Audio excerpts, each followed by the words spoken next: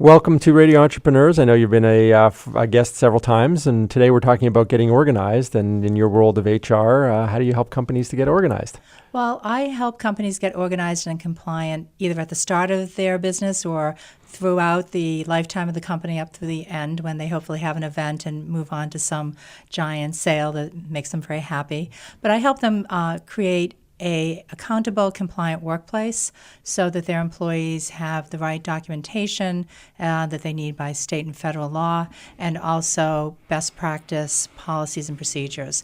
And to me, it's really important to get started early. It's way easier to put a handbook and policies and procedures in place when you have 2 or 3 or 4 employees than to suddenly turn around when you have 15 and no one knows what the vacation policy is, and then you have to sort of recreate the wheel. So I help them at various points, but primarily when they get started, to get compliant and accountable. And Megan, we've seen it a lot where people buy an off-the-shelf product and it doesn't even meet mass compliant rules and regulations, and they just buy something quick because they say, well, I want to have an HR policy and the benefits aren't meeting what's stated in the handbook. Talk a little bit about that. Right. Well, I think sometimes people either go to the internet and download things, which of course is a really bad idea, or they might get something from a payroll company that's a boilerplate handbook or policies that largely may not apply to them.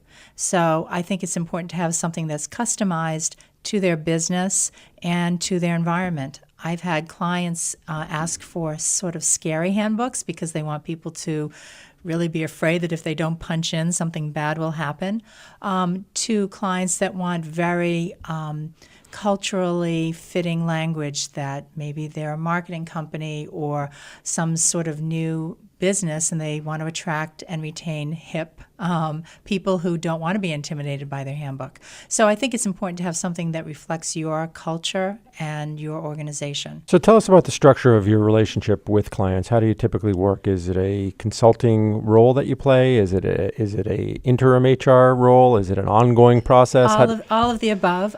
We act as an external HR department for a company. So that might be setting up custom handbook policies and procedures in the beginning, and that work is normally done on a flat fee basis to get them, the posters, policies, procedures kind of thing. And then on an ongoing basis, we work either as back office HR support, doing more routine day-to-day things, or advising them on employee management. To me, it should never be a surprise when you terminate someone, but as we all know, everyone hates performance reviews. So I like to put into place an easy system that will actually be used to keep people accountable, and then hopefully it won't be a surprise if you have to part ways. And then also on the other end, if a company is being acquired, we assist with due diligence to make sure everything is in order so that when a prospective buyer comes in, they're not finding a harassment case smoldering in the personnel file, and that might affect the value of the business. We also do project work, workplace investigations.